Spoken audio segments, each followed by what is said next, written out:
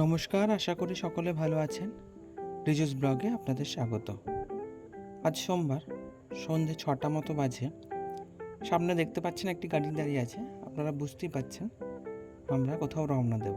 হ্যাঁ, আমরা রওনা দেব আজ দুর্গাপুর থেকে বর্ধমান। আজকে আমাদের ডেস্টিনেশন বর্ধমান। এই যে আমরা সবাই গাড়িতে আস্তে আস্তে একে একে সবাই রেডি হচ্ছি রওনা দেওয়ার জন্য। এই যে কিছুক্ষণ আগে আমরা কিছুজন ছিলাম, এরপর একদম ফিল আপ হয়ে গেছে। আস্তে আস্তে সবাই এসে আমরা গাড়িতে হাজির। আমাদের রওনা আজ দুর্গাপুর থেকে বর্ধমান। আমাদের গাড়ি ছেড়েছিল মোটামুটি 6:30 নাগাদ। তারপর আমরা বিধাননগর থেকে রওনা দিয়েছি বর্ধমানের পথে। আমাদের যে মেন রোড, এখন সেই মেন হাইওয়ের উপর আমরা উঠছি, জিটি রোড যেটি, সেই বরাবর হয়ে আমরা একদম মেন জিটি রোড ধরে একদম আমরা বর্ধমান পৌঁছাবো। বর্ধমান যাওয়ার কারণটা আপনাদের জানিয়ে রাখি, আজও আমাদের একটি অনুষ্ঠান বাড়িতে ইনভিটেশন আছে। সেটি হচ্ছে একটি অন্নপ্রাশন বাড়ি। আমি কর্মসূত্রে যে হসপিটালে কাজ করি, সেই হসপিটালেরই একজন ডক্টরের মেয়ের অন্নপ্রাশন। সেই উদ্দেশ্যেই আমরা রওনা দিয়েছি। আমরা এখন হাইওয়ের পথ ধরে যাচ্ছি। এই পথটি এখন রাজবাঁধের পথটা ভিডিও আমি করেছি, কারণ রাজবাঁধের সঙ্গে আমার খুব একটা ইমোশন কাজ করে। মোটামুটি 2.5 বছর মতন আমি রাজবাঁধের পথে ঘুরে বেড়িয়েছি, রাজবাঁধে কাটিয়েছি। ভীষণ একটা ইমোশন কাজ করে রাজবাঁধের এই পথটার মধ্যে। এই যে আমার আগের এক্স ইনস্টিটিউট বলা চলে। আমি যখন পেরিয়ে যাচ্ছিলাম তখন আমাদের সঙ্গী সাথী যারা ছিল তারা অনেকেই বললো, এই সমরজিৎ তোমার এক্স ইনস্টিটিউট, দেখো তুমি কতদিন কাটিয়েছো এখানে। আমার একটা ইমোশন ভীষণ রকমভাবে কাজ করে। এই যে আমার কর্মস্থল, আগে যেখানে কাজ করতাম, আমি ওদের বললাম তখনই, হ্যাঁ এটা আমার কাজের আতুর ঘর, আমার প্রথম শুরু এখান থেকে। এবার আস্তে আস্তে তারপর এগিয়ে যাচ্ছিলাম রাস্তার দিকে। রাতের রাস্তাটি খুব সুন্দর ছিল দেখতে। হাইওয়ের উপর দিয়ে বড় বড় লাইটের যে ছটার সঙ্গে সঙ্গে কালো রাস্তার উপর পড়ছিল, সেটি দেখতে খুব মনোরম লাগছিল। দারুণ পরিবেশটি। সবাই আজকে যাচ্ছিলাম, তা করতে করতেই মাঝে রাস্তার মধ্যে আমাদের একটু জ্যাম পড়ে গেছিলো। তার জন্য আমাদের যাত্রাটা একটু বোরিং হয়ে পড়েছিল। তারপর কিছুক্ষণ পর জ্যাম ক্লিয়ার হওয়ার পর আমরা আবার রওনা দিয়েছিলাম। আমাদের রাস্তার দূরত্ব ছিল 1 ঘন্টার মতো, কিন্তু আমাদের সেই রাস্তা পৌঁছাতে অনেকক্ষণ লেগে গেছিলো। প্রায় ধরে রাখুন 2.5 ঘন্টা মতো। এই যে আমরা আস্তে আস্তে গল্প করতে করতে বর্ধমানে পৌঁছে গেছি।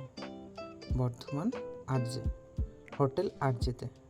এখানেই আমাদের অনুষ্ঠানের সমস্ত কিছু ব্যবস্থা করা হয়েছিল। হোটেল আরজের গেটে আমরা এখন ঢুকছি। এই যে বাইরে থেকে হোটেল আরজেকে আমরা দেখতে পাচ্ছি। আমাদের ঠিকঠাক লোকেশন দিয়ে দিয়েছিলেন স্যার, সেই লোকেশন ফলো করেই আমরা আস্তে আস্তে সেই জায়গায় পৌঁছালাম। হোটেল আরজে পার্কিংয়ে জায়গায় পার্ক করে আমরা একে একে সবাই হোটেলের ভিতরে ঢুকছিলাম।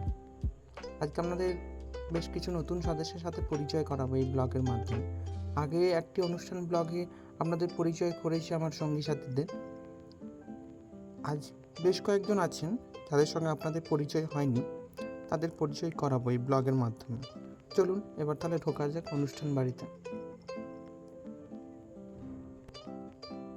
এটি মেন গেটটি, দেখুন কত সুন্দর সাজিয়েছে বেলুন দিয়ে, দারুণ লাগছে। আজকে যার অন্নপ্রাশন উপলক্ষে এই অনুষ্ঠান, তারই নামে প্ল্যাকেট আমাদের সিকিউরিটি দাদারা আহ্বান করলেন।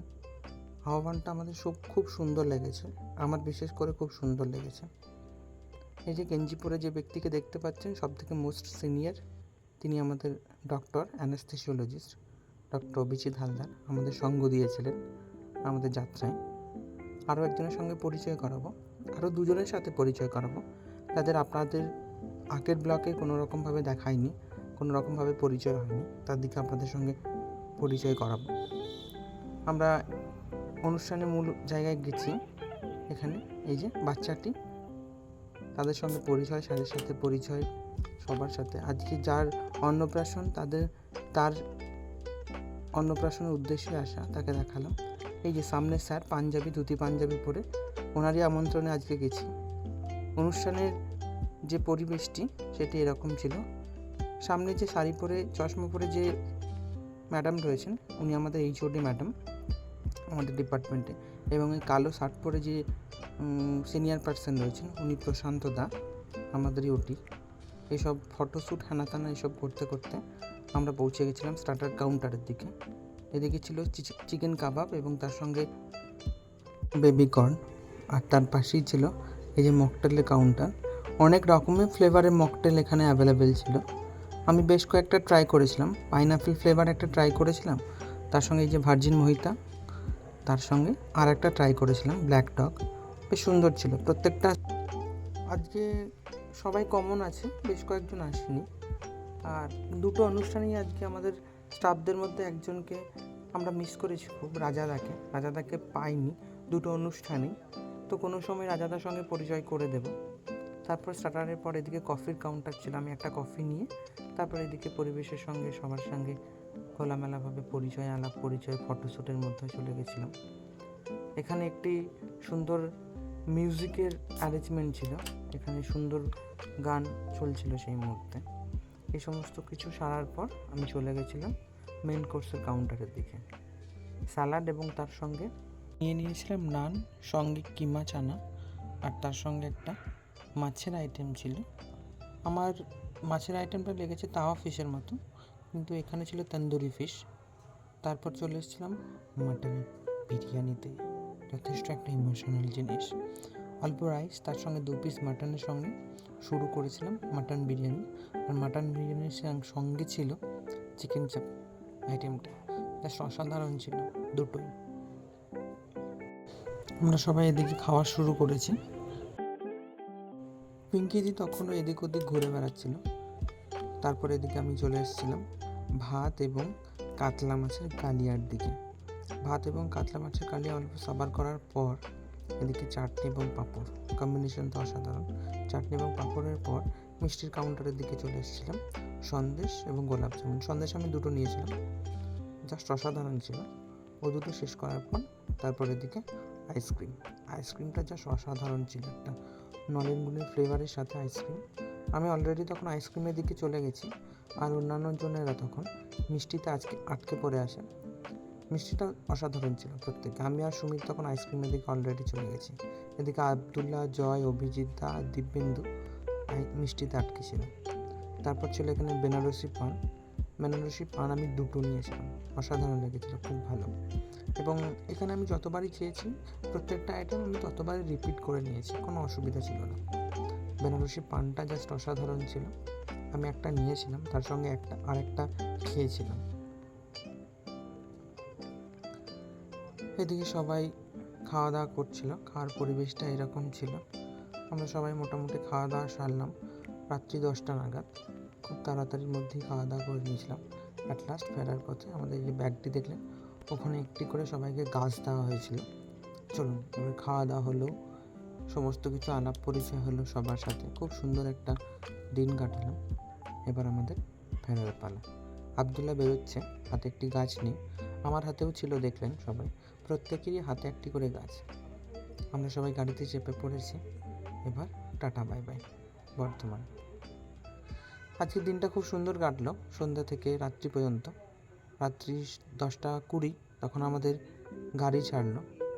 সবাই হই হুল্লোড় করতে করতে গেলাম, আবার হই হুল্লোড় করতে করতে এলাম। বিভিন্ন রকমের কথাবার্তা সবাইকে নিয়ে সুন্দর আলাপ আলোচনা হচ্ছিল, সুন্দর একটা আনন্দ। গাড়ির মধ্যে পরিবেশটা খুব ভালো তৈরি হয়েছিল। গাড়ির মধ্যে একটা করে মিউজিক বাজিয়ে আমরা আমাদের নির্দিষ্ট পথে রওনা দিচ্ছিলাম। আবার কিছুক্ষণ পর কারো পছন্দের মিউজিক কেউ বাজাচ্ছিল, আবার কিছুক্ষণ অর্ধেক মিউজিক বন্ধ হয়ে আবার বলতে এটা ভালো লাগছে না, অন্য একটা মিউজিক চালা। এরকম করতে করতে আমরা সবাই আবার নিজেদের পথে দিকে আগাচ্ছি। ভিডিওটি কেমন লাগলো জানাবেন। আমরা আমাদের নিজেদের নির্দিষ্ট পথের দিকে আগাচ্ছি। আবার কাল সকাল থেকে সবাই নিজের নির্দিষ্ট সময়ে ডিউটি, একই রকম জীবন। প্রতিদিনের ধরাবাঁধা জীবন থেকে বেরিয়ে এসে একটা অন্যরকম দিন কাটালাম আজকে। খুব ভালো লাগলো আজকে। সবাই ভালো থাকবেন, সুস্থ থাকবেন, আমার পাশে থাকবেন। চলুন আজকে ভিডিওটা এখানেই শেষ করি। আস্তে আস্তে আমরা বাড়ির পথের দিকে আগাই। শুভরাত্রি, গুড নাইট।